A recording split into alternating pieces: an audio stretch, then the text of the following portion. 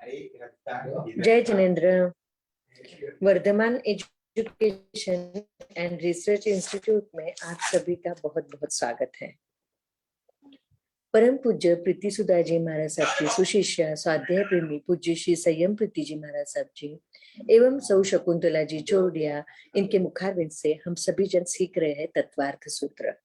और आज हमारा 15वां क्लास है और आज हमें बहुत खुशी की बात है कि आज BA MA सभी के रिजल्ट लग गए। हाँ, सभी के रिजल्ट लग गए हैं और सभी को बहुत ही अच्छे मार्क्स मिले हैं। तो उन सभी का हम अभिनंदन करते हैं और क्लास चालू करते हैं।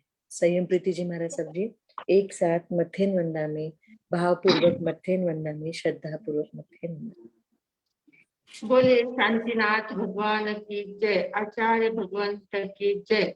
नमो अरिहंताणं, नमो सिद्धाणं, नमो आर्याणं, नमो उच्चायाणं, नमो साहुणं। एसो पंचनमोक्कारो मंगलानं च सव्येसिं परमं हवै मंगलम्, परमं हवै मंगलम्। श्री दर्शन महाराज आपकी आज्ञा, भगवान आपकी आज्ञा, गुरु गोविंद जी महाराज आपकी आज्ञा, श्री आचार्य श्री उमा साथी जी महाराज आपकी आज्ञा, तत्वार्थ सूत्र का अध्ययन करने के, विवेचन करने की आज्ञा चाहते हैं। जेह स्वरूप समझा बिना अनंत समझा नमो श्री सद्गुरु भगवन। समझाते पद नमो श्री सद्गुरु भगवन।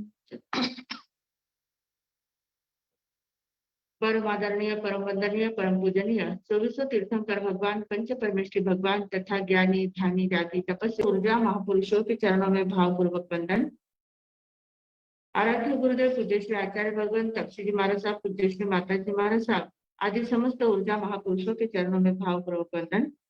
संस्कार भारती वाणी भूषण पूज्य श्री प्रीति सुधा जी महाराज साहब, पूज्य श्री अरुण प्रभा जी महाराज साहब के चरणों में भावपूर्वक वंदन। यहाँ उपस्थित सभी धर्म प्रेमी, श्रद्धावान, जिज्ञासु भाइयों तथा सुशील बहनों, हम लोग उत्तराध्ययन तत्वार्थ सूत्र के बारे में चर्चा कर रहे हैं। तत्वार्थ सूत्र में मति ज्ञान का विषय हमारा चल रहा है। कल हमने देखा था मति ज्ञान के अलग अलग नाम होते हैं। मति, स्मृति, संज्ञा, चिंता, अभिनिबोध, इत्यनर्थांतरम। मतलब ये अर्थ एक ही अर्थ वाले पर अलग अलग शब्द होते हैं और उन अलग अलग शब्दों के अर्थ भले ही अलग निकले पर उनका लक्ष्य एक होता है, उनका उद्गम स्थान एक ही होता है। मति ज्ञानावर्णीय कर्मों का क्षयक्षम, उसके कारण से ये भेद बताए गए हैं। अब ये जो मति ज्ञान के बारे में हमने बहुत चर्चा की और कल बहुत लोगों के मन में प्रश्न भी उपस्थित हुए थे कि किसी किसी को पूर्व जन्म की याद आ जाती है, कोई बच्चा एकदम बचपन से ही इतना ज्यादा टैलेंटेड होता है, कुछ भी प्रश्न पूछो तो तुरंत वो जवाब दे देता है। इस प्रकार से बहुत सारे प्रश्न लोगों के दिमाग में थे कि उनका ज्ञान कैसा होता है, वो ज्ञान कौन सा होता है। तो इसी के बारे में आज हम थोड़ी सी चर्चा करेंगे। अगला हमारा सूत्र है 15वां। आज हमारी क्लास भी 15वीं है और सूत्र भी 15वां ही है। तो सूत्र है हमारा अवग्रह अवग्रहे हा वाय धारणा। अवग्रहे हा वाय धारणा, इसका अर्थ क्या होता है? अवग्रह, इहा, आवाय और धारणा, ये 4 प्रकार मति ज्ञान के होते हैं। मति ज्ञान के मुख्यतः 4 प्रकार होते हैं। सबसे पहले जो मति ज्ञान होता है, मति ज्ञान की जो प्रोसेस होती है, मति ज्ञान प्राप्त करने की जो विधि होती है, उसमें सबसे पहले ये 4 स्टेप्स होते हैं। ये 4 स्टेप्स हम पार करते हैं तब हमको बोध प्राप्त होता है। उसके बिना हमें बोध प्राप्त हो नहीं सकता। इतनी ज्यादा महत्ता इन 4 स्टेपों की है। तो इसमें सबसे पहला कहा है अवग्रह। अवग्रह का अर्थ क्या होता है? अवग्रह यानी कुछ है इतना ज्ञान होना, कुछ है। जैसे हम रास्ते से चल रहे हैं, पैरों में चप्पल वगैरह नहीं है, हम ऐसे ही रास्ते में चल रहे हैं और चलते चलते पैर में कुछ चुभता है। कुछ चुभता है तो एक पहले सेकंड में पहले समय में हमें ऐसा बोध होता कुछ होगा, कुछ तो भी चुभा है, पैर में कुछ तो भी लगा है, कुछ है, सिर्फ कुछ है, पैर के नीचे कुछ है, इतना ही बोध होता है। उसको अवग्रह कहते हैं। सिर्फ कुछ है, इतना ही बोध, इससे ज्यादा कुछ भी नहीं होता है।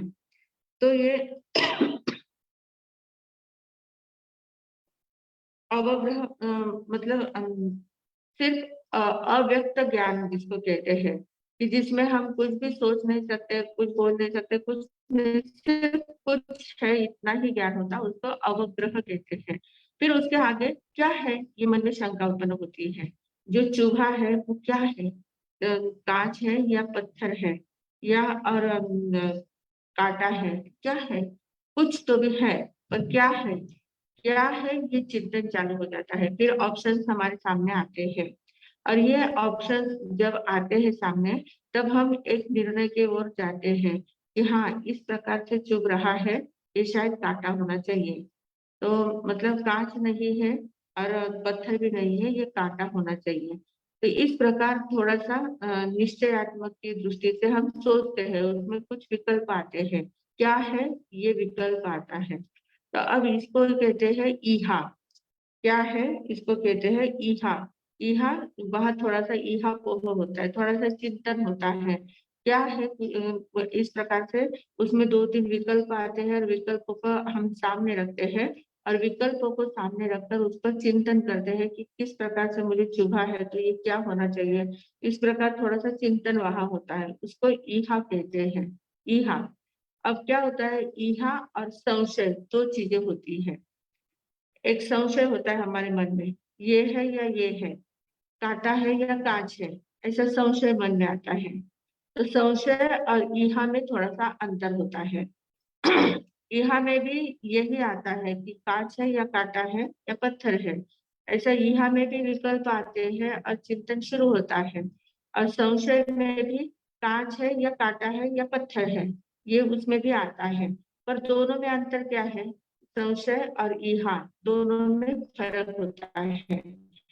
तो दोनों में क्या अंतर आता है, तो संशय जो होता है ना, वो निर्णय नहीं कर पाता, निर्णय की ओर नहीं जाता है, वो दुविधात्मक स्थिति में ही रहता है, ये है या वो है, क्या है उसमें, ये भी हो सकता है वो भी हो सकता है, वो निर्णय की ओर नहीं जाता है। संशय जो रहता है, वो कहेगा पता नहीं कांटा है या कांच है या पत्थर है, कांटा है, कांच है या पत्थर है, वही उसी उसी में उलझता रहता है, वो संशय होता है। और ईहा जो होती है, ईहा निश्चयान्मुखी होती है, निश्चय की ओर जाती है।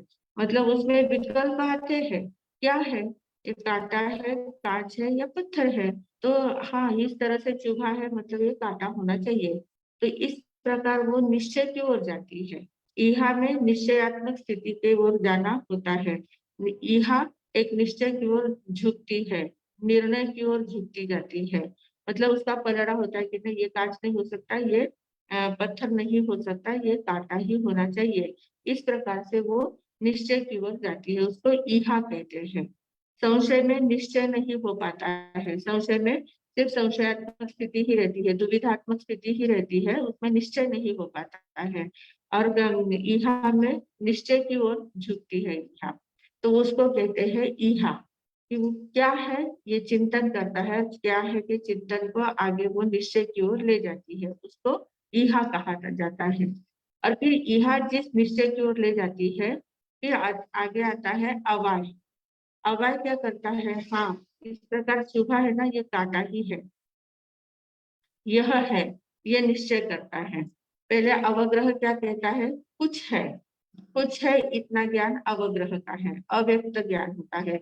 ईहा में क्या है, इस प्रकार का चिंतन होता है। कुछ है मैं, क्या है, ये चिंतन ईहा में होता है। और फिर अवय कहता है कि हाँ, यह है, ये कांटा है, मुझे चुभा है, इस प्रकार की वेदना हो रही है, मतलब ये कांटा है, ये निश्चय कर लेता है। अवय में निश्चय होता है। अब अवय शब्द जो है, अवय शब्द को बहुत लोग अवय भी कहते हैं और अपाय भी कहते हैं। अपाय और अवाय, ऐसे दो शब्द उसके लिए भी आते हैं। तो अपाय और अवाय में क्या फर्क होता है? यह अवाय धारणा, ऐसा हम लोग कहते हैं, बहुत लोग कहते हैं यह अपाय धारणा, अवग्रह यह अपाय धारणा, अवग्रह यह अवाय धारणा, इस प्रकार से कहा जाता है। तो अपाय और अवाय में भी भेद होता है। अपाय क्या करता है? वो निषेधात्मक निर्णय लेता है कि वो कहता है कि नहीं, कांटा नहीं है, कांच नहीं है, पत्थर नहीं है, ये निर्णय करता है। मतलब कांच नहीं है, पत्थर नहीं है तो कांटा है, पर वो कांटा को नहीं कहता कि ये कांटा है, ऐसा नहीं कहता है। जो नहीं है, निषेधात्मक निर्णय लेता है। अपाय जो होता है वो निषेधात्मक निर्णय लेता है, और अवाय जो होता है वो विधेयात्मक निर्णय लेता है। वो बोलता है कि नहीं, कांच कांटा का विषय नहीं लेते हैं, वो डायरेक्ट कांटा है ऐसा निश्चयात्मक निर्णय ले लेता है। मतलब विधेयात्मक सकारात्मक निर्णय लेने वाला अवाय होता है, और नकारात्मक निर्णय लेने वाला अपाय होता है। अपाय को हम ऐसे भी कहते हैं ना, अपाय है मतलब वो नकारात्मक ही होता है अपाय। तो अपाय में दो प्रकार आते हैं, निश्चयात्मक और विधेयात्मक। विधेयात्मक और नकारात्मक, निषेधात्मक। निषेधात्मक और विधेयात्मक या सकारात्मक या नकारात्मक, ऐसे दो प्रकार होते हैं। तो अपाय यानी नकारात्मक निर्णय लेना, ये कांटा नहीं है, ये कांच नहीं है, ये पत्थर नहीं है, ये अपाय कहेगा। और अवाय क्या कहेगा? यह कांटा है, ऐसा निश्चय ले लेगा। तो ये अवाय हो गया। और उसके बाद आता है धारणा। धारणा जो होती है, धारणा क्या होता है? जो अवाय निर्णय करता है ना, अवग्रह यह अवाय से जो निर्णय हो जाता है, तो उस निर्णय को धारण करके रखता है। उस निर्णय को, हाँ यही है, ये पक्का दिमाग में बैठ जाता है। तो वो पक्का दिमाग में बैठाने का काम धारणा करते हैं। मतलब हमारी धारणा हो जाती है कि हाँ यही है, ये चीज यही है, ये निर्णय पूरा हो जाता है। तो ये अवग्रह, यह अवाय और धारणा, ये चार क्रम जब चलते हैं, चारों सीढ़ियां जब हम चलते हैं, तब हमें वस्तु का बोध होता है, विषय का ग्रहण करते हैं, विषय का बोध हमें होता है, तब मति ज्ञान हमें होता है। तो मति ज्ञान होने से पहले ये चार स्टेप्स आती है, अवग्रह, इहा, अवाय और धारणा, ये चार स्टेप्स इसमें आ जाती है। अब जो धारणा है ना, धारणा जो होती है, धारणा बहुत महत्वपूर्ण विषय है। धारणा यानी क्या? धारण करके रखना है। तो ये इसमें क्या होता है, नंदी सूत्र में इसके चार प्रकार, पांच प्रकार बताए हैं। धरना, धारणा, ठवना, पैठा, कुठे, कल हमने देखे थे। इनमें एगठिया, नाना भूसा, नाना वंजना, पंच नामतिज्जा भवंती। एक ही अर्थ के, एगठिया यानी एक ही अर्थ के, नाना घोषा, नाना वंजना, अलग अलग उसके घोष होते हैं, उच्चारण अलग अलग होता है, और उसका अर्थ भी, शब्द भी अलग होते हैं। नाना घोषा, नाना वंजना, व्यंजना मतलब शब्द, शब्द उसके अलग होते हैं, अक्षर उसके अलग होते हैं, उच्चारण उसका अलग होता है, पर अर्थ उसका एक ही होता है। इस प्रकार पांच प्रकार बताए गए हैं। तो पांच प्रकार कौन से कहे हैं? धरना, धारणा, ठवना, पैठा, कोठे, ऐसे पांच प्रकार बताए हैं। अब ये जो धारणा का जो विषय है, ये बहुत महत्वपूर्ण विषय है। इस विषय को व्यवस्थित रूप से समझना है। इस विषय पे पास आने के लिए मैंने वो आगे की जल्दी जल्दी से निपटा लिए हैं, क्योंकि इसके ऊपर हम थोड़ी सी विस्तार से चर्चा करेंगे। धारणा के ऊपर चर्चा करना बहुत जरूरी है। ऐसे तो अवग्रह के भी पांच प्रकार होते हैं, ईहा के भी पांच प्रकार होते हैं, आवाय के भी पांच प्रकार होते हैं, और उनका इतना डिटेल में लेने की जरूरत नहीं है। धारणा का हमें समझना जरूरी है।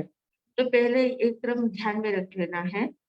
मतलब जब भी हमें मतिगंज, जैसे अब हम शब्द बोल रहे हैं, मैं बोल रही हूँ, आप सुन रहे हैं, कान से सुन रहे हैं, कान में सबसे पहले शब्द टकराता है।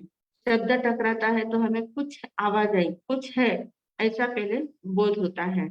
फिर क्या है, कौन बोल रहा है, किसकी आवाज है, ये थोड़ा सा चिंतन चालू होता है।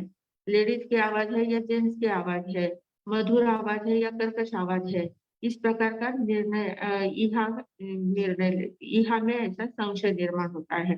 फिर यहाँ ध्यान में ले लेती है कि हाँ ये मधुर आवाज लग रही है या लेडीज की आवाज लग रही है, तो इस प्रकार से लेडीज होनी चाहिए, लेडीज की आवाज होनी चाहिए, इस प्रकार से वो निर्णय की ओर जाती है। फिर आवाज आता है, फिर आवाज देता है हाँ ये लेडीज की ही आवाज है, तो वो निर्णय कर लेती है। और फिर धारणा होती है कि हाँ ऐसा कहा गया है, ऐसा हमने सुना है, इस बात को कहा जा रहा है, तो ये सारा निर्णय हमारा हो जाता है। तो ये इतने स्पीड में होता है, अवग्रह यह आवाज इतने स्पीड में होते हैं, तीनों को एक एक समय का टाइम मिलता है। तीनों जो होते हैं एक एक दो दो समय में, पहले अवग्रह तो सिर्फ एक समय का ही होता है। उपगहे एक समय, नंदी सूत्र में कहा है कि उपगहे एक समय, अवग्रह को सिर्फ एक समय लगता है। उपगहे एक समय इहा संचित जमा कालम अंतमुहूर्तम इहा अंतमुहूर्तम आवाय संचित धारणा संचित जमा कालम और संचित जमा कालम, इस प्रकार कहा गया है। तो यह जो है उसमें अंतर मुहूर्त कहा है। अंतर मुहूर्त का समय मतलब कितना, दो तीन समय, दो समय से थोड़ा सा ज्यादा समय, दो तीन तीन चार समय तक उनका समय होता है। समय यानी बहुत सूक्ष्म काल का सूक्ष्म अंश, जिसको हम सेकंड जो होता है ना, सेकंड का 1000वां हिस्सा कहे तो भी चलेगा, माइक्रो सेकंड जिसको कहते हैं, जिसके दो विभाग नहीं किए जाते, इतना सूक्ष्म काल का अंश जो होता है उसको समय कहते हैं।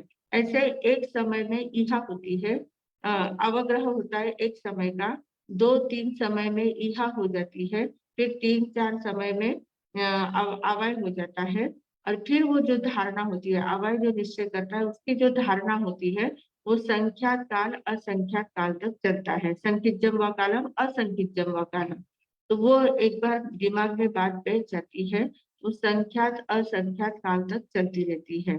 तो वो जो संख्यात असंख्यात काल तक चलने वाली धारणा होती है, उस धारणा के 5 प्रकार बताए हैं।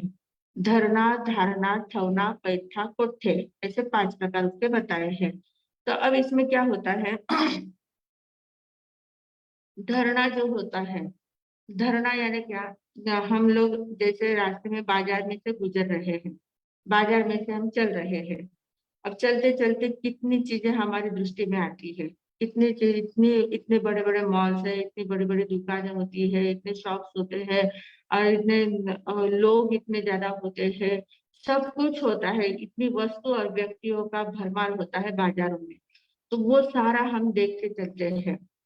तो इतनी चीजें हम देखते हैं, सभी चीजें हमारे दिमाग में रहती है क्या, रहती नहीं है, पर देख लेते हैं हम, बहुत नाम भी पढ़ लेते हैं, बहुत लोगों को भी देख लेते हैं, बहुत लोगों को से हंसते भी है, देखते भी है, मिलते भी है, पहचान भी लेते हैं, बहुत सारी बातें हमारी होती है।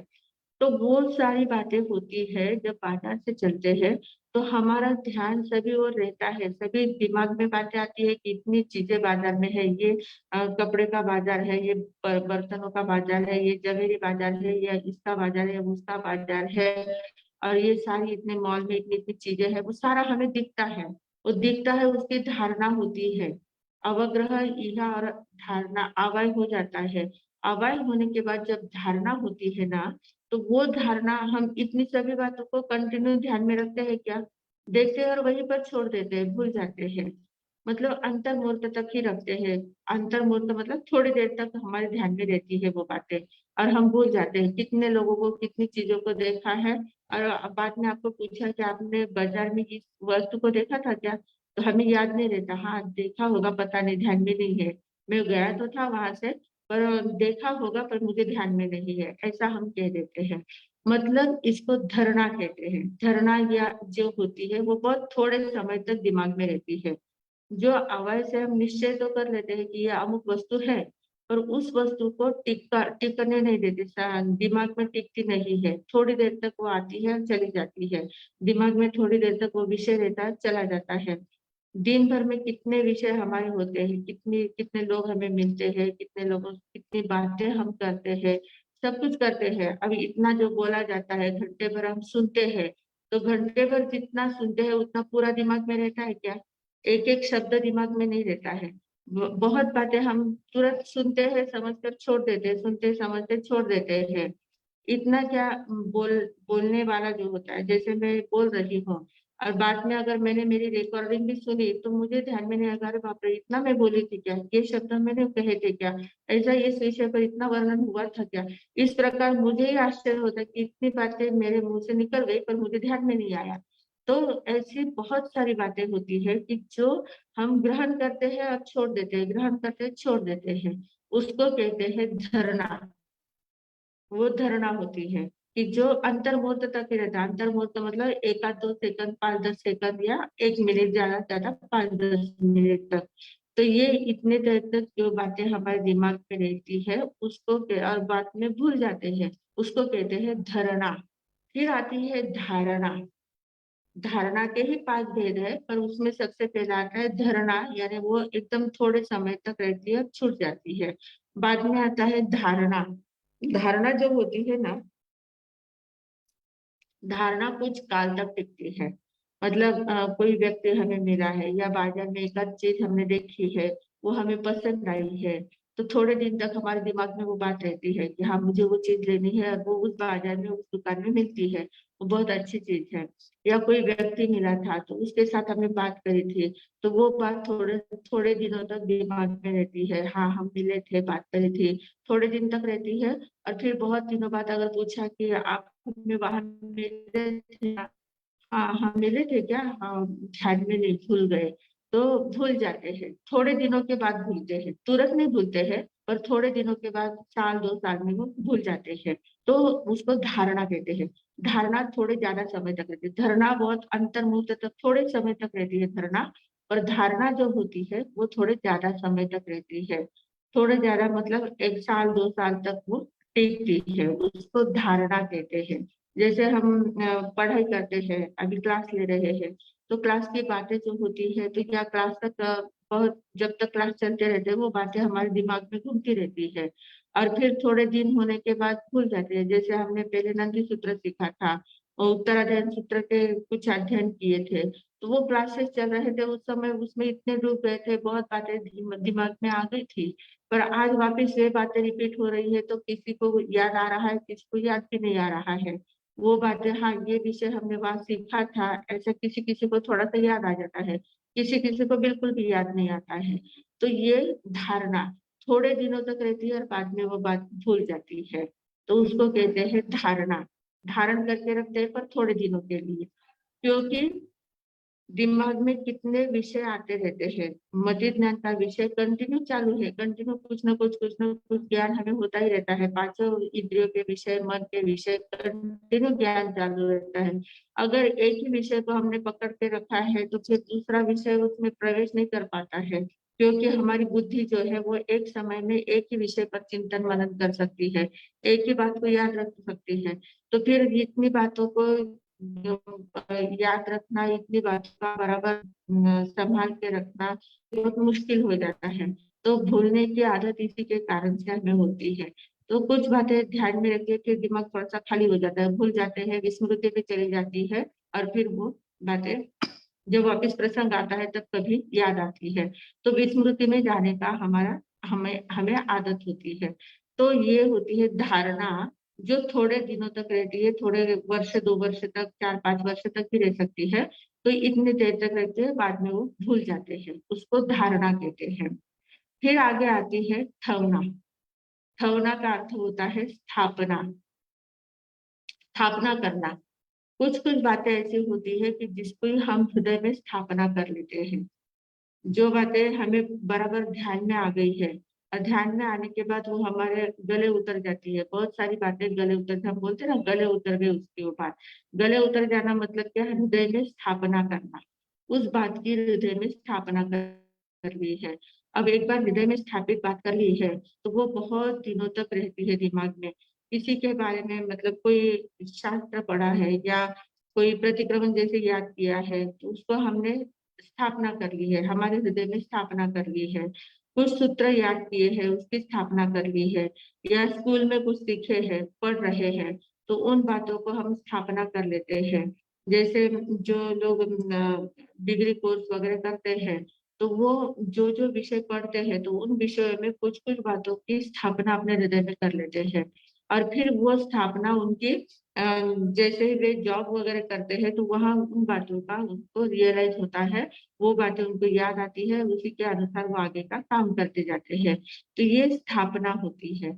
तो स्थापना बहुत सालों तक चलती है, बहुत सालों तक वो बात हमारे दिमाग में, हृदय में बनी रहती है और समय समय पर हमें बराबर याद आती रहती है और उसका हम उपयोग करते रहते हैं। तो ये स्थापना होती है। धरना, धारणा, ठवना, ठवना यानी स्थापना, हृदय में स्थापित करना, ऐसी बातों को हृदय में स्थापित करना। तो ये स्थापना जो होती है, ये एक बार स्थापना कर ली है तो उसका जब तक उपयोग चलता रहता है तब तक वो बराबर याद आती रहती है। पर फिर कुछ दिनों तक हमने उसका उपयोग करना छोड़ दिया तो फिर वो भूल जाते हैं, भूल भी सकते हैं। जैसे कोई इंजीनियर है या कोई सीए है, कोई डिग्री लेता है और डिग्री डिग्री लेने के बाद वो जॉब करता है, तो जब तक जॉब करता है तब तक उसका वो रियलाइज होता जाता है, तब तक वो रिवीजन होता जाता है, वो ज्ञान उपयोग में आता जाता है। और वो आते हैं फिर जब वो रिटायर हो जाता है और फिर सब छोड़ देता है या बीच में ही कुछ कारणवशात वो छोड़ देता है, दूसरी लाइन कुछ ले लेता है, तो वो सब वहां छोड़ देता है तो फिर थोड़े दिनों तक उसका अभ्यास नहीं रहता है, उसका उपयोग नहीं होता है, उस ज्ञान का उपयोग नहीं हो पाता है। तो जब तक उपयोग नहीं होता है तो थोड़े दिनों के बाद वो बात वापिस भूल जाते हैं। तो ठवना की थी, स्थापना की थी, पर कुछ वर्षों के बाद वो स्थापना भी विलीन हो जाती है, भूल जाते हैं। तो उसको कहते हैं ठवना यानी स्थापना।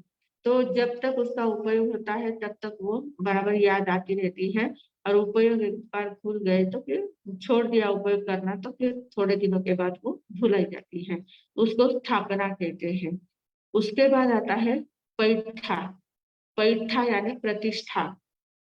कुछ बातें ऐसी होती है महत्वपूर्ण जिसके हम हृदय में प्रतिष्ठा कर लेते हैं, उसके भेद प्रभेद, उसका जो भी आकार प्रकार जो भी कुछ होता है, उन सभी बातों को इतने दिमाग में बैठा लेते हैं, हृदय में उसकी प्रतिष्ठा कर लेते हैं।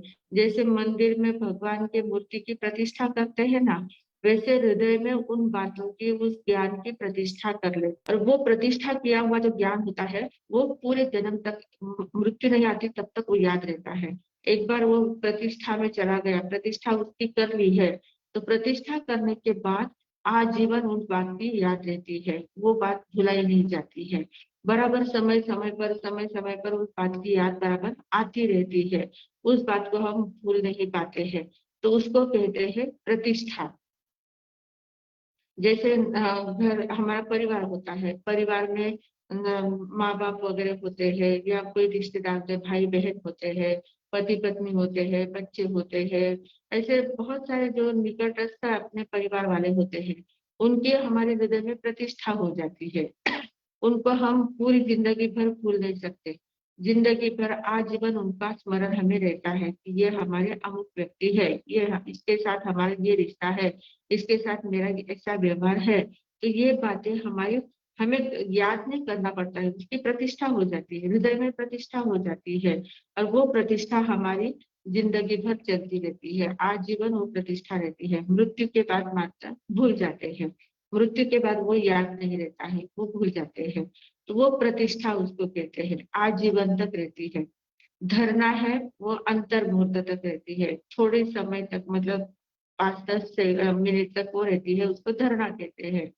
धारणा जो होती है कुछ ज्यादा समय तक वो रहती है, वर्ष 2 वर्ष तक रहती है, उसको धारणा कहते हैं। ठवना जो होती है काफी वर्षों तक रहती है, 15-20 वर्ष तक, जब तक हम उपयोग उसका करते रहते हैं तब तक वो रहती है, उपयोग करना छोड़ देते हैं तब बाद में वो भूल जाते हैं, तो उसको कहते हैं ठवना, स्थापना। फिर प्रतिष्ठा जो होती है वो आजीवन रहती है।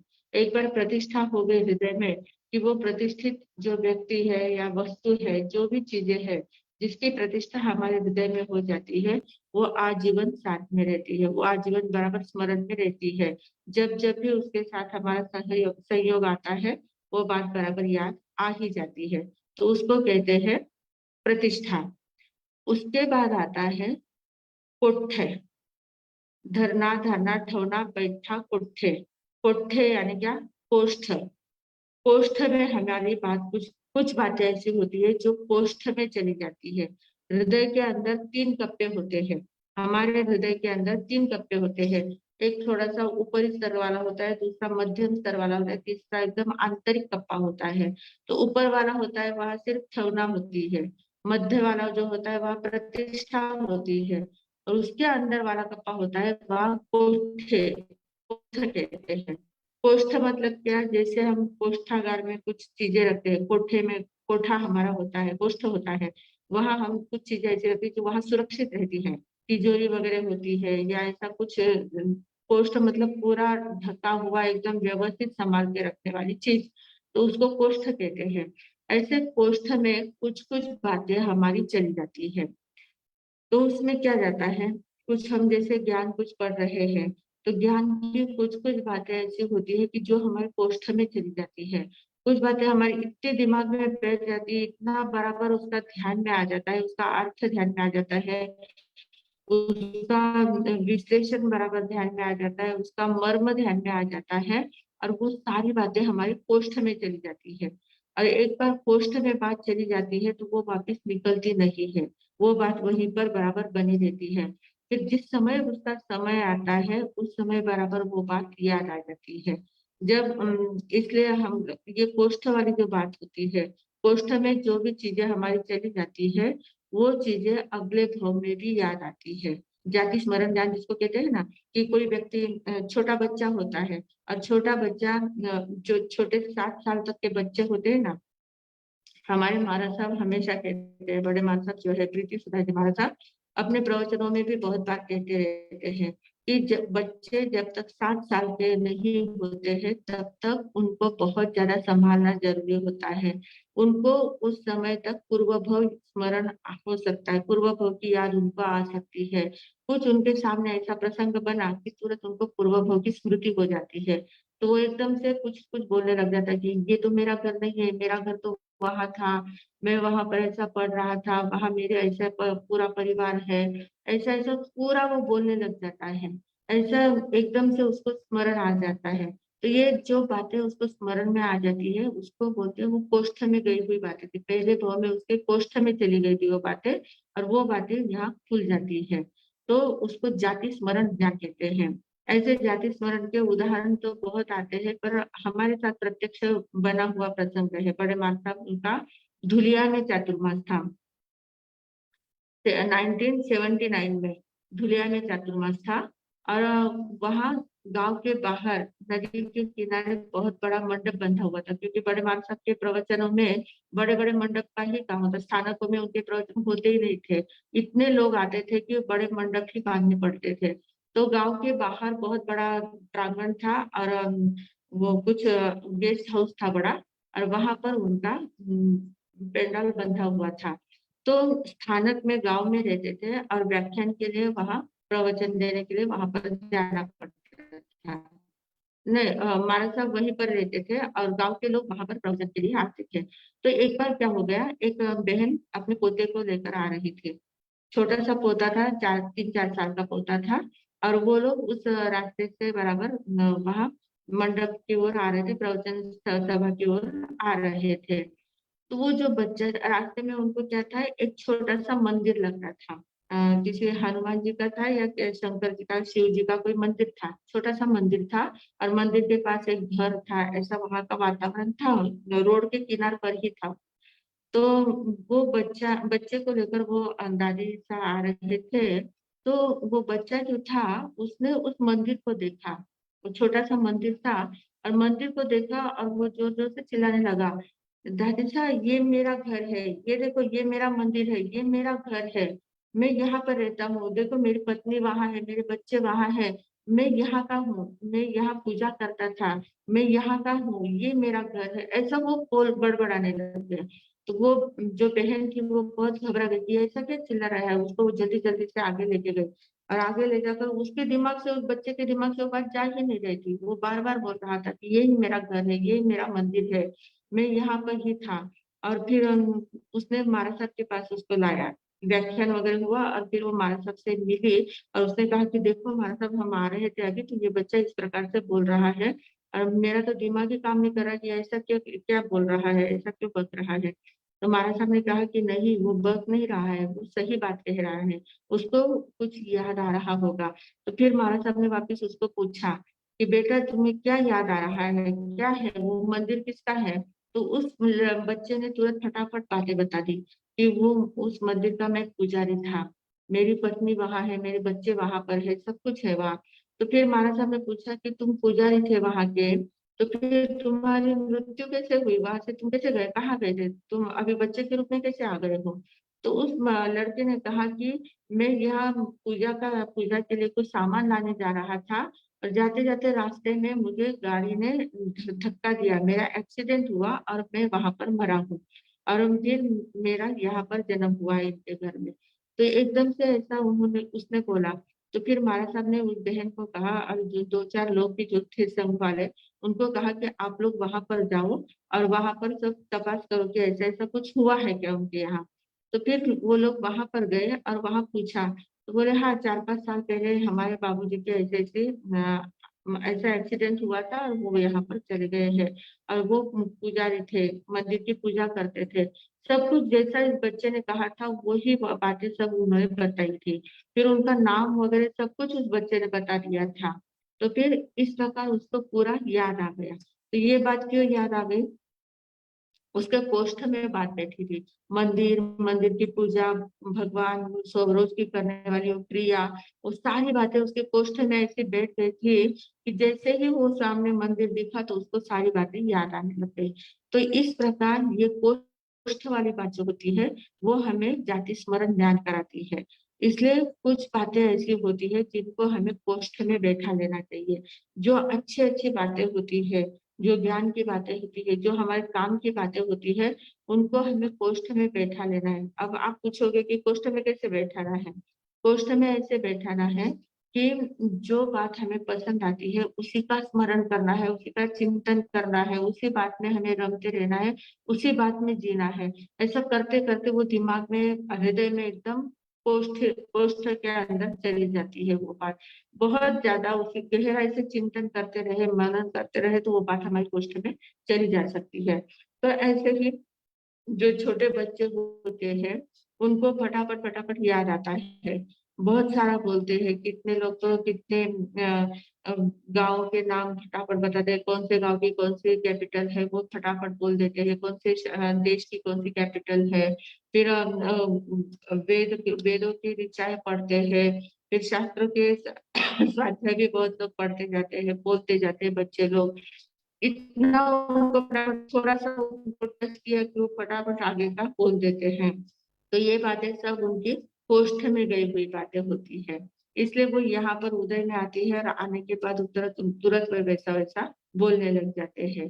तो ये कोष्ठ की बातें बहुत महत्वपूर्ण होती है, और इसी को हम जाति स्मरण ज्ञान कहते हैं। जाति स्मरण यानी क्या?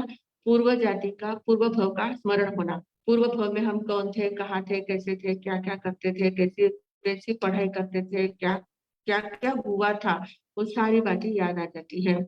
और पूर्व भव का सिर्फ एक भव का याद आता है ऐसा नहीं। अगर हमारे लगातार पंचेंद्रिय के जितने भव होते हैं, मतलब पहले भव में हम मनुष्य थे, उसके पहले भव में हम तिर्यंच थे, पर पंचेंद्रिय तिर्यंच थे, फिर कहाँ देवलोक में गए थे, कहाँ नरक में भी गए थे। जो जितने जितने भव हुए, पंचेंद्रिय के जितने भी लगातार भव होते हैं उतने सारे याद आ सकते हैं। मतलब जितनी ज्यादा बातें कोष्ठ में चली जाती है उतनी बातों का स्मरण हमें हो सकता है। पर लगातार पंचेंद्रिय की ही बातों, पंचेंद्रिय भव के ही याद आती है। मतलब याद आते आते कहाँ तक आती है, हमें 900 भव तक याद आ सकता है।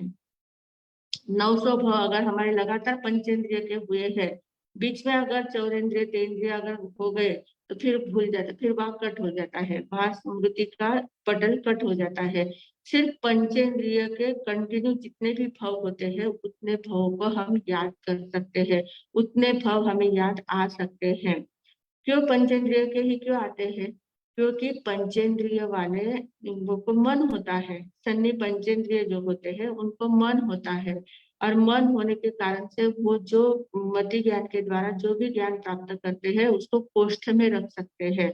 कोष्ठ तक उनकी वो बात जा सकती है, वो उसके ऊपर गहराई से चिंतन मनन कर सकता है और उस बात को इतना गहराई से अंदर में उतार सकता है कि उस बात को बराबर वो स्मृति में ला सकता है समय आने पर। तो जो पंचेंद्रिय के जीव जितने भी भव होते हैं, वे पंचेंद्रिय के लगातार सारे भव हमें याद आ सकते हैं। ऐसा जाति स्मरण ज्ञान की ये विशेषता होती है। पूर्व के इतने भव हमें याद आ सकते हैं, भूतकाल के इतने भव याद आ सकते हैं, यही स्मृति ज्ञान है। मति स्मृति अवधि, हम बोले ना, मति स्मृति संज्ञा चिंता भी बोध इत्यनर्थांतरम। तो स्मृति जो होती है, ये स्मृति मतलब कोष्ठ में गई हुई बातों को स्मरण करना। कोष्ठ में जो बातें चली जाती है उनकी स्मृति हमें होती है, उनको उनका स्मरण हमें होता है और वो बातें हमें याद आने लग जाती है, वो ज्ञान हमारा ध्यान में आने लग जाता है। अब जैसे इस भाव में हम बहुत पढ़ाई कर रहे हैं, शास्त्राभ्यास कर रहे हैं, शास्त्राध्ययन कर रहे हैं और शास्त्र अध्ययन करते करते ही हमारी कुछ अचानक आकस्मिक कोई मृत्यु हो जाती है। अध्ययन हमारा पूरा नहीं हुआ था, अध्ययन कर रहे थे, अध्ययन करते करते ही हमारी मृत्यु हो गई।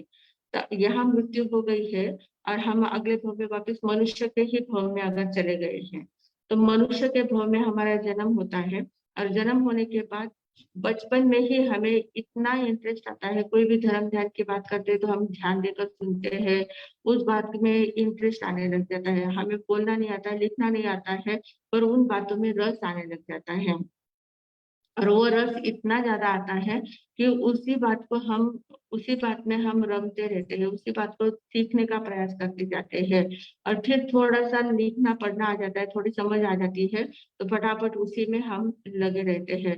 तो बचपन में 7-8 वर्ष तक हमारा कितनी बातें वापस पूरी स्मृति में आ जाती है, कितने शास्त्रों की बातें हमारी कंठस्थ हो जाती है। तो ये सारा हमारी मति ज्ञान का विकास है, मति ज्ञान का ये विकास है। इसमें धारणा जो होती है, धारणा हम कैसे करते हैं, धारणा का बहुत ज्यादा महत्व होता है।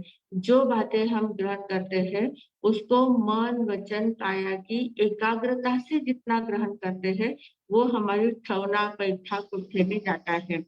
मन वचन काय की एकाग्रता रही तो उस बात को हम भूल नहीं पाते हैं, पर मन वचन काय की एकाग्रता नहीं रही तो हम बहुत जल्दी भूल जाते, फिर सिर्फ धरना और धारणा होती है, धरना और धारणा में चला जाता है, थोड़ी देर तक रहता है, बाकी भूल जाते हैं। तो ये धरना धारणा जो है वो मन वचन काय की व्यग्रता के कारण, एकाग्रता नहीं है। मन कहीं और चिंतन कर रहा है, वचन से कुछ बोल रहे हैं और काया से कुछ चल रहा है। तो मन वचन काया की एकाग्रता अगर नहीं रही तो हमारी बातें पूरी दिमाग में बैठती नहीं है। हम लोग क्या कहते हैं कि हमें बहुत भूल जाते हैं, कहीं कुछ चीज कहीं रख देते हैं और याद ही नहीं रहता है कहाँ रखी है, बहुत भूल जाते हैं। भूल कर का आजकल बहुत ज्यादा रोग लग गया है, विस्मृति में चला जाता है, सभी बातें विस्मृत हो जाती है। देखते देखते कुछ चीज रखी है और थोड़ी देर में देखने जाते हैं तो ढूंढते रहते हैं, मिलती ही नहीं है। तो ऐसा ये विस्मृति का रोग हमें लगा है। किसी ने कुछ समझाया है, इतना पढ़ा है, इतना याद करते हैं, इतना कंठस्थ करते हैं, थोड़ी देर के बाद भूल जाते हैं। तो ऐसा भूल जाते हैं और बहनें हमारे आगे बोलती है कि मान साहब क्या करें, हमें याद ही नहीं रहता है, याद नहीं रहता, उसके लिए हम क्या करें। तो हम कहते हैं कि याद क्यों नहीं रहता है, याद इसलिए नहीं रहता है कि आपके मन में स्थिरता नहीं है, आपके मन में एकाग्रता नहीं है। एकाग्रता से अगर आपने मन वचन काया की एकाग्रता से अगर कुछ बात सीखी है, पढ़ी है या कंठस्थ किया है तो वो आप कभी भूल नहीं सकते। एकाग्रता जितनी ज्यादा रहती है उतना स्मृति में ज्यादा रहता है, उतना ठौना बैठा कोठे में चला जाता है, उतनी बातें अंदर चली जाती है। पर हमारी एकाग्रता अगर नहीं रही, हम बहुत चंचल रहे, चंचल मन से काम करते रहे, चंचलता हमारे अगर अंदर ज्यादा रही तो वो बातें फिर ऊपर ऊपर भुलाई जाती है, फिर हमें याद नहीं रहता है। तो इसलिए मन वचन काया की एकाग्रता होना बहुत जरूरी है। अगर एकाग्रता रही तो बातें आपकी ठवना बैठा कोठे हो सकती है। तो इस प्रकार ये मति ज्ञान के जो भेद बताए हैं, अवग्रह आदि जो भेद बताए, 4 भेद बताए हैं, अवग्रह, ईहा, अवय और धारणा। तो अवग्रह में क्या होता है, कुछ है इतना ज्ञान होता है। ईहा में क्या है, ये है या वो है, और उसमें भी निश्चयात्मक की ओर उसका ध्यान रहता है कि हाँ ये होना चाहिए, इस प्रकार से उसका ध्यान चिंतन होता है, वो ईहा है। फिर आवाज ने हाँ यही यह है, ईहा ने जो निर्णय दिया था, निर्णय की ओर जो उसने संकेत किया था वही बात है, ऐसा आवाज समझ लेता है। और फिर धारणा जो होती है वो हाँ यही बात है, ऐसा पक्का दिमाग में बैठा लेती है। और फिर वो जितनी ज्यादा एकाग्रता से दिमाग में बैठाती है उतना वो ठवना होता है, स्थापना होता है, प्रतिष्ठा होती है, और कोष्ठ में भी बातें चली जाती है। तो ये सारा मति ज्ञान का इतना विस्तार है। मति ज्ञान बहुत ज्यादा विस्तृत ज्ञान है। में तो जितना होता है, इसके और भी काफी भेद आगे बताए। मत्स्य ज्ञान के 340 भेद है। मत्स्य ज्ञान के कितने भेद है? 340 भेद है। और उसमें 340 भेदों का वर्णन आगे थोड़ा सा वाला है, हम शॉर्ट में देखेंगे, बहुत ज्यादा विस्तार में नहीं देखेंगे। सिर्फ ये धारणा जो है वो मुझे समझा था आपको, इसके लिए इतना टाइम दिया है। और आज एक ही सूत्र हमने दिया है, अवग्रह, ईहा, अवय, धारणा, ये 4 प्रकार हर मौखिक ज्ञान जो हमें होता है, मौखिक ज्ञान के हर हर समय में ये 4 स्टेप हम आगे बढ़ाते हैं। 4 स्टेपों से ही हमें ज्ञान होता है, इसके बिना ज्ञान नहीं हो सकता है। इसका क्रम आगे पीछे नहीं होता है, पहले धारणा आ गया, बाद में अवग्रह आया, बाद में अवय आ गया, ऐसा नहीं होता है। अवग्रह, ईहा, अवय और धारणा, यही क्रम रहता है। कुछ है, क्या है, यह है, यही है, यही निर्णय होता है, इसके अलावा नहीं होता है। इसका उपक्रम भी नहीं होता है, व्यतिक्रम भी नहीं होता है। मतलब अवग्रह हुआ तो धारणा हो गई, फिर अवय हुआ, फिर यहाँ नहीं होता है।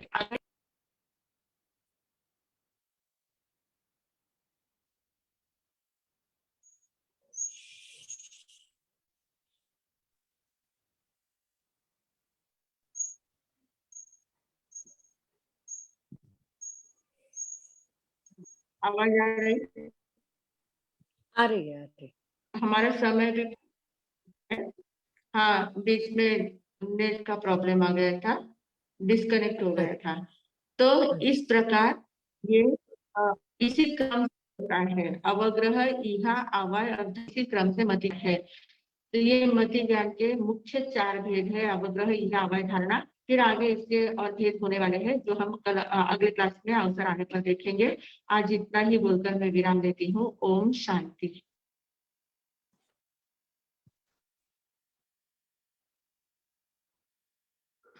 हाँ जी। मथन वंदन। हाँ जी। सभी जिज्ञासु साधकों को भावपूर्वक नमस्कार। मति ज्ञान के बारे में कई दिनों से हम सुन रहे हैं और इतना डिटेल में चल रहा है कि प्रतिदिन जो सीखा है उसमें से नई नई बातें मालूम पड़ रही है। अभी हमारे साहब ने कहा कि बराबर है, जिस समय नंदी सूत्र सीख रहे थे, अवग्रह या अवय धारणा सभी के दिमाग में अच्छी तरह से बैठा हुआ है, लेकिन जिसने रिवीजन की है उसके दिमाग में अभी आज जो 5 प्रकार बताए उसका अभी इतना अच्छी तरह से सभी के समझ में आ गई है कि हमारा क्या है, धरना है, धारणा है, ठवना है, पैठा है कि कोठे। इन 5 बातों का अगर हम स्मरण करते रहेंगे तो ये सारी बातें हमारे मन में बैठने वाली है।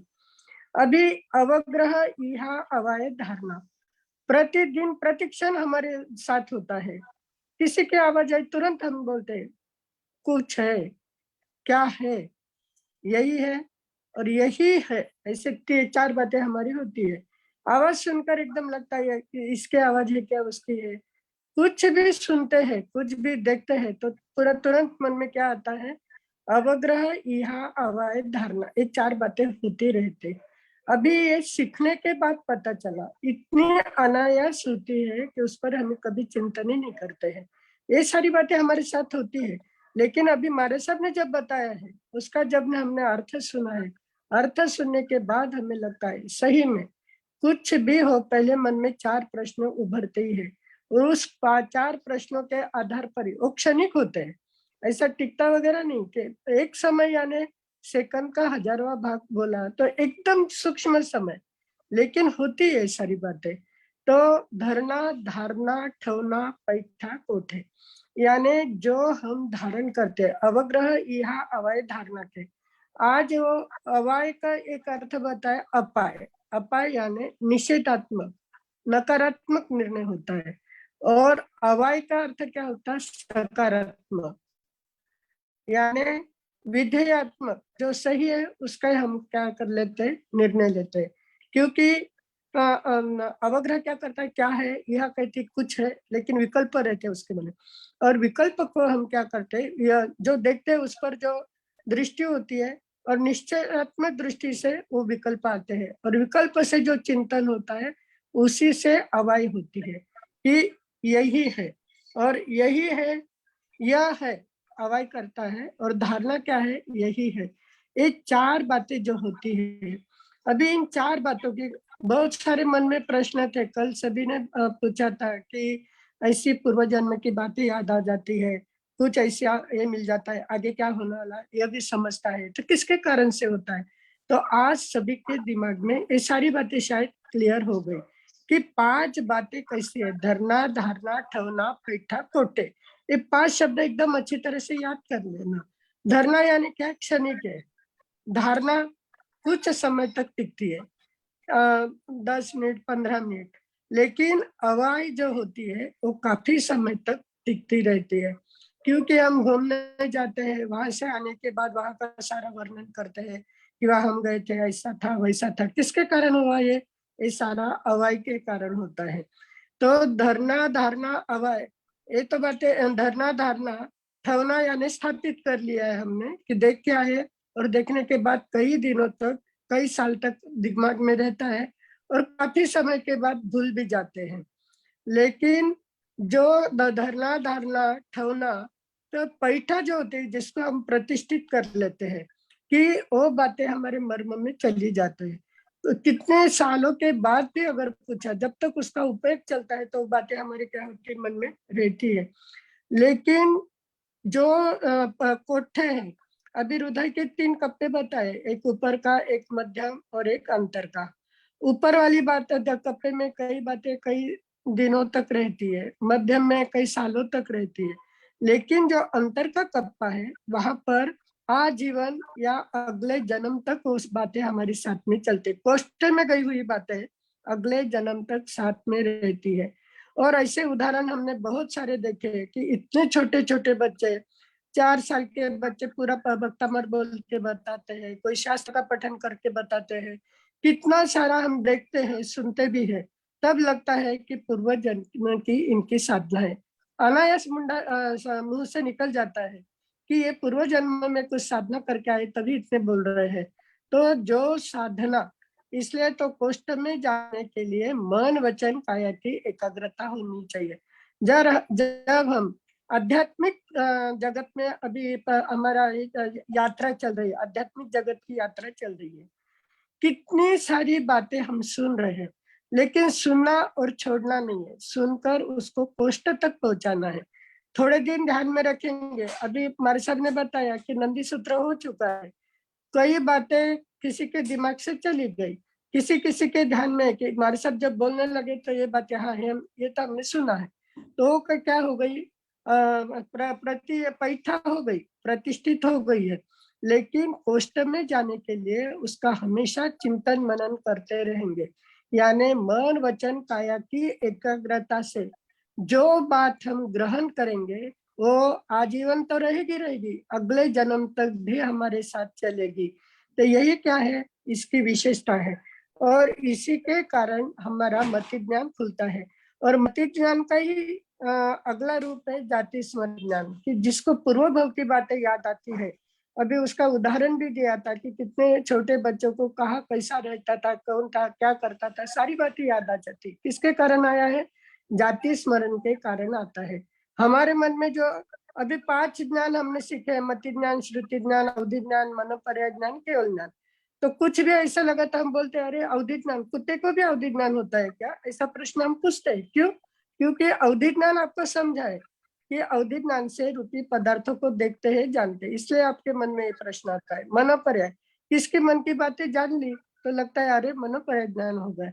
मनोपरिज्ञान अवधि ज्ञान इतना इजी नहीं है, उसको कितनी साधना करनी पड़ती है, कितनी साधना करने के बाद वो प्राप्त हो सकता है। तो ये मति ज्ञान अवधि, खाली मति ज्ञान का ही, मति ज्ञान और श्रुति ज्ञान तक ही हमारी दौड़ है। उसके आगे जब विशेष साधना होगी तब हम अवधि ज्ञान तक पहुंच सकते हैं। मनोपरिज्ञान के लिए तो बहुत कुछ है, अभी आगे वो विषय आएगा ही, तो हमारे सब उसका भी विश्लेषण तो पहले कर चुके हैं, लेकिन जब जब विश्लेषण करते कुछ नई नई बातें मिलती है। तो ये आज जो 5 बातें हमने सीखी है, धरना, धारणा, ठवना, पैठा और कोठे, कोठे में पहुंचने का प्रयास करेंगे तो अगले जन्म में करते करते मालूम नहीं कभी मृत्यु कब आएगी किसी को कुछ पता नहीं, लेकिन यहाँ करते करते अगर अधूरा रह गया तो अगले जन्म में पूरा याद आएगा और मनुष्य जन्म प्राप्त हुआ। सन्नी पंचेंद्रिय मनुष्य जन्म की ही प्राप्ति हुई तो सारी बातें याद आ सकती है। तो ये सारी पूर्व तैयारी आज से हम शुरू करेंगे। इसी मंगल भावना के साथ मैं विराम देती हूँ। मैं एक बात कहना चाहती हूँ, आज हमारे Vardhman education and research institute के एमए और बीए दोनों को भी रिजल्ट लगे हैं, एमआईटी के भी लगे हैं और बीआईटी के भी लगे हैं। और सबसे खुशी की बात है कि हमारे परम पूज्य संयम प्रीति जी महाराज साहब जी एमए कर रहे हैं और अभी फर्स्ट सेमेस्टर में उनको A+ ग्रेड मिली है और एक पेपर में उनको आउटस्टैंडिंग, मतलब आज तक किसी को भी आउटस्टैंडिंग वो यूनिवर्सिटी में भी किसी को भी नहीं दिया है, पर फर्स्ट टाइम ऐसे हुआ है कि आउटस्टैंडिंग मिला है उनको। और उन्होंने, मतलब खुशी की बात यह है कि उन्होंने सिर्फ 25 दिन में पूरी पढ़ाई की, सिर्फ 25 दिन में उन्होंने सभी सेमिनार, सभी पीपीटी प्रेजेंटेशन, सभी इंटरनल एग्जाम, सब कुछ प्रिपरेशन उन्होंने 25 दिन में करके, और उसमें भी वो पूना में नहीं थे, वो आउट ऑफ पूना भी थे, नासिक से भी उन्होंने कुछ काम किया और फिर पूना आके काम किया। पर इतना सब 25-30 दिनों में उन्होंने इतना अच्छा अचीवमेंट किया है। सच में बहुत बहुत अभिनंदन है महाराज साहब जी आपका, मतलब सराहनीय है आपका नॉलेज। हम रोज सुन ही रहे, लास्ट 2 ईयर से हम सुन ही रहे, पर जो आपने पेपर देगी, क्योंकि इतना इजी नहीं है हमारा एमए का सिलेबस कि आप 25 दिन में कर पाओगे, क्योंकि सभी स्टूडेंट 5 महीने लगते हैं, सब पूरी 5 महीने की तैयारी में वो सेमेस्टर होती है। पर आपने बहुत ही अच्छे से किया, इसके लिए सच में बहुत बहुत अभिनंदन। शकुताई भी आपको कहेंगे कुछ हमारे सब के लिए। महाराज साहब का ये ज्ञान देखने के बाद ऐसा ही लगा मुझे कि सारी बातें पोस्ट में पहुंची हुई है। कुछ भी प्रश्न पूछो, कुछ भी करो तो तुरंत जवाब दे देते हैं। अभी एमए करने का भी उद्देश्य क्या है कि डिग्री होती है तब पीएचडी कर सकते, तब तक पीएचडी नहीं कर पाते। और सभी की इच्छा यह है कि उनके पास इतना नॉलेज है तो उनको पीएचडी की डिग्री मिलनी ही चाहिए। इसलिए अर्चना, मधुबाला जी सब उनके पीछे पड़े कि महाराज साहब आपको, महेश भैया सभी, कि आपको डिग्री पीएचडी करना ही है, इसलिए आपको एमए करना पड़ेगा। तो एमए के लिए इन सभी के आग्रह से उन्होंने एमए की परीक्षा दी और सच में बहुत थोड़े समय में, क्योंकि नहीं, हाँ उनकी इच्छा नहीं थी, लेकिन सभी की इच्छा के लिए उन्होंने किया है और करके सही में अगर 25 दिन यानी 1 महीने के अंदर कोई इतनी पढ़ाई कर लेता है तो निश्चय में, अभी जो पोस्ट का वर्णन सुना तो मुझे ऐसा ही लगता है कि हमारा सब पोस्ट में सारा लेके आए हैं, तभी इतना सब कुछ हो सकता है। तो हमारी सभी की ओर से, हम सारे अभ्यास के सभी विद्यार्थी हैं जो हम रोज, ये हमारा क्लास चल रहा है, प्रवचन नहीं होता है, क्लास है, तो इस क्लास के सभी विद्यार्थियों की ओर से मैं महाराज साहब का हार्दिक हार्दिक हार्दिक अभिनंदन करती हूँ। बड़े महाराज साहब प्रीति सुधा जी महाराज साहब जी ने भी बहुत बहुत उनका अभिनंदन किया है। और हमारे महेश सर भी कुछ बोलना चाहते हैं। हमारे शकुंतला जी चोरडिया, महेश देसाई सर हमारे कॉलेज के प्रोफेसर है, और ऐसे देखा जाए तो मैं और महाराज साहब जी स्टूडेंट है। तो प्रोफेसर क्या कहते हैं, देखते हैं। एक्चुअली महाराज साहब जी का अभिनंदन इसलिए बहुत ही ज्यादा है क्योंकि एज ए सभी टीचर्स और ये मतलब एज ए सभी पढ़ने वाले और ये है, पर हम टीचर होने के इसमें एक ऐसा लगता है कि सभी को लगता होगा कि हाँ ठीक है, हमारा सब जी है तो हमारे ही शिक्षक है या हमारे ही प्रोफेसर है, पर ऐसा नहीं होता है। हमारे यहाँ ऐसा सिस्टम है कि जब भी किसी के पेपर आते हैं या कुछ भी होता है तो सभी ऑनलाइन आते हैं और उसमें किसी का नंबर नहीं रहता है, जैसे रोल नंबर है या उनका नाम है, कुछ नहीं रहता है, रैंडमली पेपर्स रहते हैं, मतलब चेकिंग के लिए जब भी आते हैं तब। तो इसलिए वो एक, और दूसरी बात ऐसी है कि हमारे पीटी सेमिनार और ये जो होते हैं इसलिए जजेस रहते हैं और उसमें जजेस ही मार्क देते हैं हमें कि कितना क्या मिला है। तो इस वजह से बहुत ही अच्छी बात है, क्योंकि हमने भी पढ़ाई किया और ये किया है। अभी भी कुछ हमें पढ़ना रहेगा तो हमें डर लगता है कि क्या होगा, कैसे होगा। महाराज साहब जी का इतना ये आउटस्टैंडिंग वगैरह आना बहुत ही मतलब गौरवास्पद बात है। तो इसलिए खूब और खूब हमारी ओर आउटस्टैंडिंग से हमारे वररुचि टीचर्स, प्राकृत में ट्रस्टी आया है। वररुचि प्राकृत जो हम्म। आज तक उन्होंने कभी भी नहीं पढ़ा था, उस विषय में जो हमारे श्रद्धा जी लुनावत सिखाते हैं और हमारे सर भी प्राकृत व्याकरण सिखाने वाले, तो उनको पता है कि वररुचि प्राकृत में कितने सूत्र है और वो सूत्र सब ध्यान में रख के वो अप्लाई करने रहते हैं, और वो उन्होंने इतने अच्छे से किया है और उसमें उनको आउटस्टैंडिंग मिला है। यही हमें सभी को बहुत ही गौरवास्पद ऐसा क्षण लगा कि महाराज साहब जी का ज्ञान कितना रह सकता है। और आज जो ज्ञान के बारे में महाराज साहब जी बोल रहे, तो मेरे को वही सब एहसास हो रहा था कि सब उन्होंने सीखा हुआ है। उनको 25 दिन भी नहीं, 25 मिनट भी बहुत हो जाएंगे हमारा बुक देखने के लिए, ऐसे लगने लगा। तो सच में बहुत बहुत अभिनंदन। महेश सर, और कुछ बोलना है? महेश सर।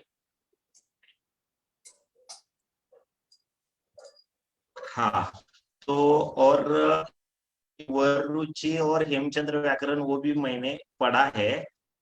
मैं इतना, मतलब मैं भी अभी तक इतना ये नहीं कर पाता, मैं बेसिक का पढ़ाता हूँ। मतलब वो उतना कठिन ऐसा है इसलिए क्योंकि तीर्थंकर शब्द रहा तो उसका तीर्थयर कैसे होता है, अग्नि शब्द रहा तो उसका अग्नि कैसे होता है, ये सब डिफरेंस उसमें आता है। जैसे अमृत रहा तो अमृत का अमीय कैसे होता है, वो सूत्र के अनुसार सब बताना रहता है, तो उसको बोलते सिद्धि करना। तो ये सब सिद्धि करना और ऐसे शब्द हमें दिए जाते हैं पेपर में और उसका करना रहता है। तो बहुत ही कम समय में मतलब महाराज जो और सभी स्टूडेंट ने किया है, इसलिए उनका खूब खूब अभिनंदन।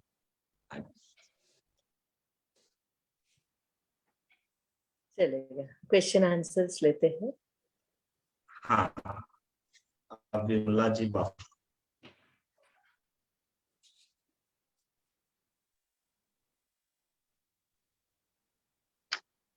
मतेनंदा विमरसा।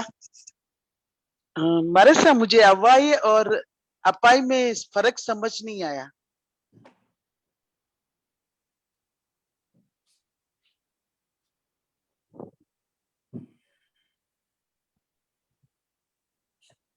आवाज आ रही है? एक ही मिनट। हाँ हाँ हाँ, आपकी आवाज आ रही है, एक ही मिनट। महाराज साहब जी का महाराज डिस्कनेक्ट साहब जी हुआ को है, क्या हुआ है? मैं अनम्यूट करना पड़ेगा। महाराज साहब जी, 1 मिनट, आपको अनम्यूट करते हैं। हाँ हाँ जी। हाँ, अपाय जो है वो निषेधात्मक वर्णन करता है, निषेधात्मक विषय लेता है, निषेधात्मक निर्णय करता है अपाय जो होता है। और अवाय जो है वो विधेयात्मक मतलब सकारात्मक विषय लेता है। जैसे पैर में कुछ चुभा है तो अपाय वाला कहेगा कि काटा नहीं है, काटा अच्छा नहीं है, काट है ऐसा नहीं कहेगा, पर काटा नहीं है, पत्थर नहीं है ऐसा वो कहेगा। निषेधात्मक वो निर्णय लेता है। और अवाय वाला जो होता है, अवाय वो कहता है कि नहीं मुझे कांच चुभी है, कांच चुभी है, ये क्या बोलते हैं सकारात्मक वो निर्णय लेता है। तो ये सिर्फ सकारात्मक और नकारात्मक निर्णय समान ही होता है, पर एक अच्छा सकारात्मक दृष्टि से, जैसे हम बोलते हैं ना ग्लास, आधी ग्लास अगर है तो लोग क्या कहते हैं आधा ग्लास खाली है, और कोई कहता है आधा ग्लास भरा हुआ है। तो खाली है कहने वाला अपाय वाला है और भरा हुआ ग्लास कहने वाला अवाय वाला है। निषेधात्मक जो बात कही जाती है वो अपाय की होती है, विधेयात्मक बात जो होती है वो अपाय की होती है। बहुत बहुत बधाई हो हमारे साहब को। सुख साता हमारे साथ। हाँ जी, साता है। आगे है अभी महावीर जी जैन।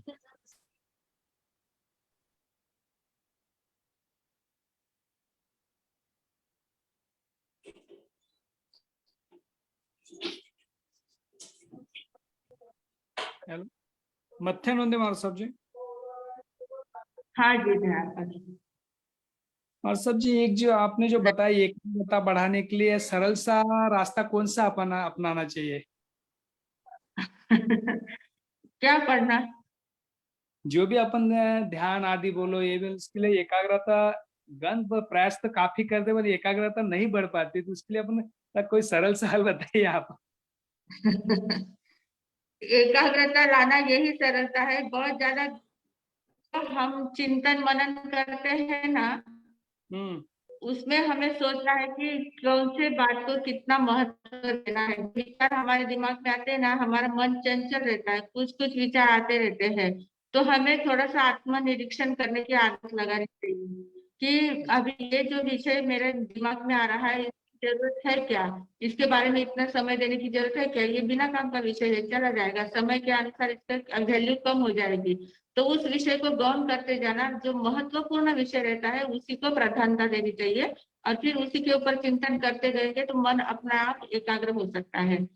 हम लोग क्या करते हैं, बिना काम की बातों पर बहुत ज्यादा दिमाग लगाते रहते हैं, फालतू बातों में दिमाग लगाते हैं, इसलिए हमारी चंचलता बढ़ती जाती है। तो उतना अपना स्वयं का आत्मनिरीक्षण करना है, और आत्मनिरीक्षण करके इस प्रकार से चिंतन करना है। और सब जो और एक सवाल ये पूछना था, आपका जो स्टेप आप जो करवा रहे आज, एक एक शब्द का अर्थ लगा रहे हो गए कि शब्द में अर्थ निकालने का पूरी तरह प्रयास करे। मेरी एक सोच ऐसी कि आप ना संस्कृत या प्राकृत दोनों में से उसके भी हफ्ते में से 1-2 दिन की क्लास वो भी शुरू करा दीजिए आप। अभी तो मैं सीख रही हूँ, प्राकृत हमारा सिखाया जा रहा है अभी। आप शब्द का हर एक शब्द का पूरा मीनिंग ले रहे हैं वारसा जी, यानी बहुत मैं कई लेक्चर सुन चुका हूँ, पर जितना आप स्पष्टीकरण से सिखा रहे हो उतना अभी तक भी कहीं सुनने में आया नहीं मेरे से। ऐसा नहीं, काफी लोग पढ़ाते हैं ऐसा, पर ठीक है, आप लोगों को अच्छा लग रहा है, इतना कुछ नहीं। ऐसा कि पढ़ाने वाले इसी टाइप से पढ़ाने का प्रयास करते हैं कि सभी के ध्यान में अच्छे से आ सके, और बड़ों की कृपा है तो वो ध्यान में आ जाके पढ़ाने का थोड़ा सा सिखाए।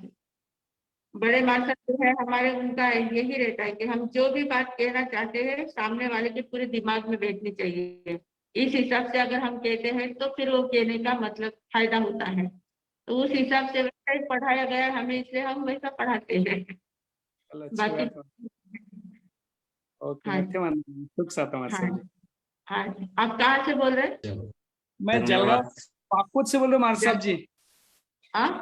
बागपत अपना भाऊ का गाँव दरू भाऊ का। हाँ, पता है बागपत से बोल रहा हूँ मैं हूँ स्वाध्याय विद्यापीठ का छात्र हूँ मार साहब जी में। अच्छा, विद्यापीठ प्रकाश चंद भाई साहब जी, उनसे पढ़ाई की हुई है, पर जैसे आपके तत्वार्थ सूत्र की क्लास सुना तब से हर दिन ज्वाइन करता हूँ कंटिन्यू। अच्छा, धन्यवाद, बढ़िया। धन्यवाद महावीर जी, बढ़िया। अभी है हमारे साथ हमारे प्रोफेसर डॉक्टर लीना जी संचेती। हमारे यहाँ बीए और एमए पढ़ाते हैं। हमें पढ़ाने वाले हमारे टीचर है लीना जी, हमारे क्लास लेते हैं। मारा साहब जी, आपका सबसे पहले बहुत बहुत अभिनंदन, बहुत अच्छे से आपने कवर कर लिया कम समय में। और एक बात मैं आपको सबको बताना चाहूंगी कि मेरे लिए भी जो क्लास में डिफिकल्टीज होती है तो मारा साहब बहुत चुटकी में वो सॉल्व कर देते हैं, क्योंकि मेरे साथ भी अन्य लोगों को कुछ डिफिकल्टीज आती है सिखाते समय, तो वो भी मारा साहब बहुत आसानी से समझा देते हैं। मारा साहब जी, मुझे एक पूछना था अभी आज के लेक्चर के बारे में कि मति ज्ञान की जो प्रोसेस आपने बताई अभी, वो और जो धारणा के आदि जो 5 शब्द है, वो क्या मनुष्य को छोड़ के और सभी जीवों में वैसी सेम खत्म संपलेगा ये पण हाँ, सभी सभी जीवों में होते हैं।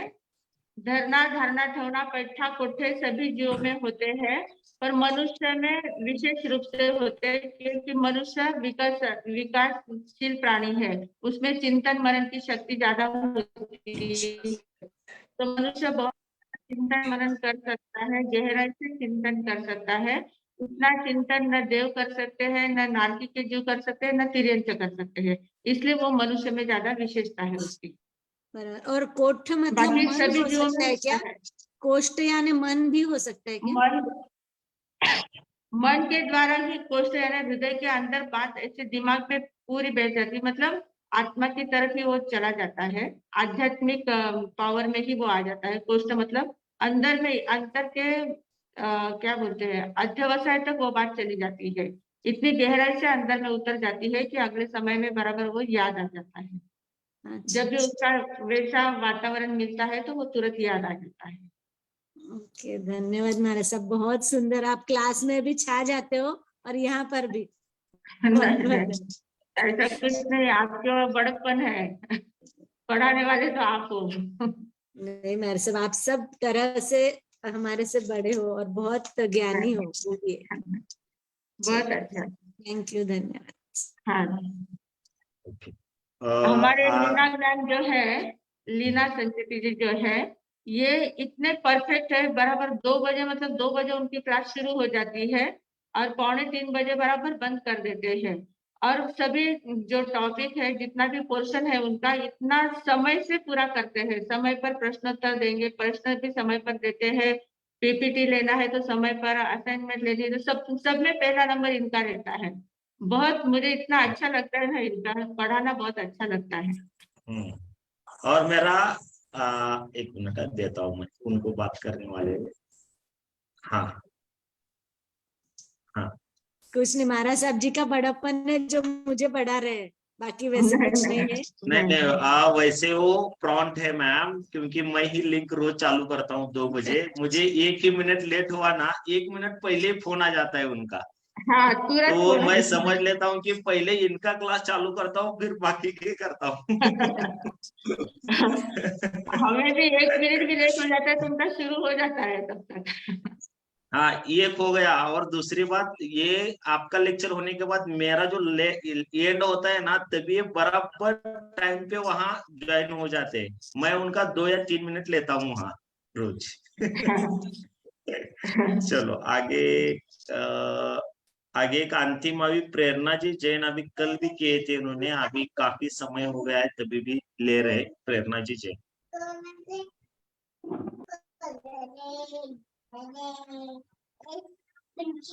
ओके इसके आगे कीजिए, चंदा मैम, ओके आप कीजिए। प्लीज हैंड रेज कीजिए ना, चंदा मैम।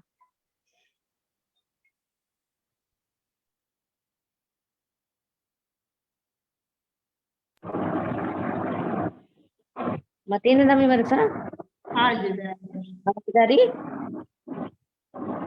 आवाज आ रही हाँ आवाज आ हाँ रही। हाँ हाँ, हाँ तो बधाई मरसा, सुख साथ है हाँ आपके, जी, है ना। धन्यवाद। मैं आज तो जितना सब चीज पढ़ाया, जितना ना मेरा पूरा जो जितना मैं पढ़ी आपसे, वो हाँ सारी वो ऐसा लग रहा था कि वो पूरा मेरे साथ पे घूम रहा है, कि वो सारी बातें, वो धरण वो ऐसा लगा कि वो जाति स्मरण वाली बात भी आई। तो अरुण प्रभा जी मरसा मेरे को फरमाए थे कि जब स्वाध्याय की क्लास मेरी चल रही थी, हाँ तो एक क्षण के लिए मुझे ऐसा लगा कि ये सारा कुछ तो मैंने पूरा पढ़ा हुआ है। उस समय ध्यान नहीं था कि मैं कहाँ बैठी हूँ, पर ऐसा हाँ लगा कि मैं, मतलब ये सब कुछ मेरा पहले पढ़ा हुआ है। तो मैं मरसा से बराबर। पूछी, मरसा बोले कि नहीं, ये जाति स्मरण का प्रश्न हो सकता है कि आप पुरुषार्थ करो तो शायद आपको हो जाएगा, क्योंकि वो इस भाव में हो सकता है, बाकी तो और नहीं हो सकता। तो आज वो हाँ पूरा हाँ पढ़ी थी, ऐसा लगा कि पूरा सब चीज वापस पूरा रिवीजन हो गया करके। हाँ, और ये डिसिप्लिन वाली बात बताए आप, वो डिसिप्लिन तो आप लोगों में पहले से ही इतना है कि जितना डिसिप्लिन से आप हम लोग को पढ़ाए, जो आज तक वो अभी तक अपने मन में बैठा है कि कोई चीज एक शब्द होता नहीं है ना। हाँ हाँ, वो चीज आप, अच्छा अच्छा, एक चीज और, ये अपन जो बड़े मति ज्ञान का जो बड़े ना, मति, स्मृति, संज्ञा, हाँ चिंतन और अभिनिबोधि, 5 है ना। हाँ हाँ जी। पर जो मैं पढ़ रही थी इसमें अभी वो संशोधित विषय बोलते हैं कि मति ज्ञान ना बोल के सिर्फ एक ही शब्द दिया, अभिनिबोधिक ज्ञान। मैं कहीं पढ़ ही रही हूँ उसको, तो अब उसको मतलब अभिनिबोधिक का अर्थ वही होता है। हाँ, प्रश्न क्या है? नहीं, अपन मति ज्ञान का 5 बोले ना, कि वो पांचों के 5 शब्द है कि उसका अर्थ एक ही है। मति, स्मृति, संज्ञा, चिंतन और अभिनिबोधिक। अपन अभिनिबोधिक पढ़े ना, हाँ तो अभी हाँ जी। मैं पढ़ रही थी, मतलब पहले और पढ़ रही हूँ मैं भी, तो उसमें मति ज्ञान को एक ही मतलब मति ज्ञान ना बोल के सिर्फ अभिनिबोधिक ज्ञान बोलना, ऐसा क्यों? अभिनिबोधिक नाम ही है उसका, जैसे मति ज्ञान नाम है वैसा अभिनिबोध नाम है उसका। अभिनिबोधिक अपन अभी बोल रहे हैं। क्या है? सामने इंद्रिय के सामने जो विषय आता है उसका बोध प्राप्त करना। अभी यानी सामने आने वाला विषय, उसका बोध प्राप्त करना, उसका अभिनिबोधित कहते हैं, उसी को मति ज्ञान कहते हैं। तो सभी का अर्थ एक ही होता है, एक ही अर्थ में ये सारे शब्द है। नहीं, वो तो समझ में आ गया, लेकिन यहाँ पे बोल रहे हैं कि हाँ। आप उसको मति ज्ञान ना बोलो। मतलब अपन अभी तक तो नहीं, ऐसा मति ज्ञान, श्रुति ऐसा नहीं, ज्ञान, मति ज्ञान का है, मति ज्ञान ही कहते हैं, मति ज्ञान का ही भेद है अभिनिबोधिक ज्ञान। मति ज्ञान के जगह आप अभी भी नहीं, अभिनिबोधिक, अभी है वो, ठीक है ना? हाँ, मैं उसको हाँ अभी अब ठीक है ना? हाँ हाँ हाँ हाँ, सुख साता भरता, हाँ एक जी। बार फिर बहुत बधाई। हाँ जी सर। इस सभी लोगों का सहयोग था तभी वो इतना हो पाया है। इतने कम समय में पढ़ाई करना, उसके लिए सभी ने सहयोग, सभी टीचर्स ने सहयोग करा। अर्चना जी है, महेश सर है, सभी ने बहुत सहयोग दिया, और सभी मास्टर लोगों ने भी बहुत सहयोग दिया था, इसलिए वो हो पाया था। तो अकेले कुछ नहीं कर सकती। ये सारे आपके विद्यार्थी है, 2 साल से विद्यार्थी है, और आज एक विशेष रूप से भी आपको ये कर रहे हैं, तो बहुत बढ़िया।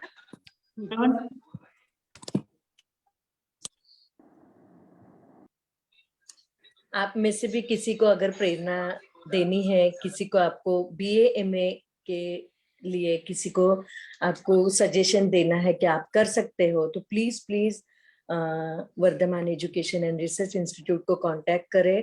और जून महीने में हमारे जो एडमिशन होंगे, नया साल चालू होगा तो सभी को एडमिशन हो सकते हैं।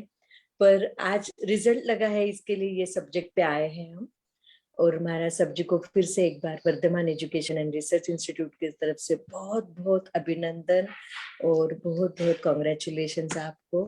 आप ऐसे ही आगे बढ़ो और जल्द से जल्द आपकी पीएचडी कंप्लीट हो, यही करते हैं। मंगल पाठ देते हैं।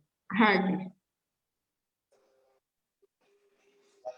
कल के किसके पचखान होंगे, तो नवकारची पोरशी देर पोरशी आपापल्या धारणाप्रमाणे उगय सूर्य नवकारची पोरशी देर पोरशी धारणाप्रमाणे उपेक्षित पचखान अस्नम पाणम सायमम सायमम अनर्थना भोगिनम सहसा कारणम सहसमाही वत्यागरणम होसिरे होसिरे होसिरे। कल का ब्यासना अगर किसका है तो हाथ जोड़ ले। ओम शांति शांति शांति। उगय सूर्य ब्यासनारा 2 टक उपरांत दिवसना तिन्या रातना 24 पचखान अनर्थना भोगिनम सहसागरणम सहसमाही वत्यागरणम होसिरे होसिरे होसिरे। कल का एकाच नाम ओम शांति शांति शांति। उगय सूर्य एकाचनारा 1 टक उपरांत दिवसना तिन्या रातना 24 पचखान अनर्थना भोगिनम सहसागरणम सहसमाही वत्यागरणम होसिरे होसिरे होसिरे। कल का आइंबिल ओम शांति शांति शांति। उगय सूर्य आंबिलना 1 टक उपरांत दिवसना तिन्या रातना 24 पचखान 5 विगर पचखान अनर्थना भोगनम सहसमाही वत्यागरणम ओसिरे ओसिरे ओसिरे। मंगल पाठ ओम शांति शांति शांति। गुरुदेव की आज्ञा से चित्ताई मंगलम अरिहत्ता मंगलम सिद्धा मंगलम साहु मंगलम केवली पंडितो धम्मो मंगलम। चित्ताई लघुत्तमा अरिहंता लघुत्तमा सिद्धा लघुत्तमा साहु लघुत्तमा केवली पंडितो धम्मो लघुत्तमो। चित्ताई शरणम पवज्जामि अरिहंते शरणम पवज्जामि सिद्धे शरणम पवज्जामि साहु शरणम पवज्जामि केवली पंडितम धम्मम शरणम पवज्जामि। 4 मंगल 4 उत्तम 4 शरणा दुख हरणा सुख करणावरण शरणा कोई जो भवि प्राणी आदरे तो अक्षय अमर। बोले भगवान महावीर स्वामी की जय। आचार्य की जय। पूज्य श्री माताजी महाराज साहब की जय। संस्कार भारती वाणी भूषण पूज्य श्री प्रीति सुधा जी महाराज साहब की जय। सब साधु संतन की जय। आज के आनंद की जय। परम पूज्य संयम प्रीति जी महाराज साहब जी को बहुत बहुत धन्यवाद, आभार आभार आभार। इसके साथ ही हम अनाउंस करना चाहते हैं कि परम पूज्य प्रीति सुधा जी महाराज साहब जी का 61वां दीक्षा दिन 19 तारीख को है और उसका प्रोग्राम रखा है सुबह 10 बजे से 1 बजे तक। तो जो भी पूना वासी है और आ सकते हैं लोनिकन, तो जरूर जरूर पधारे। और 61वां दीक्षा दिन हम बहुत अच्छे से लोनिकन लोनिकंद लोनिकन में लोनिकंद, हाँ, लोनिकंद में प्रोग्राम है और बहुत ही अच्छे से हम ये प्रोग्राम सभी जन साथ में कर पाएंगे। जिनको जिनको टाइम है या आ सकते तो जरूर जरूर आइए। और अब हमारा क्लास होगा 20 तारीख को रात को 9 बजे। तब तक शुभ रात्रि।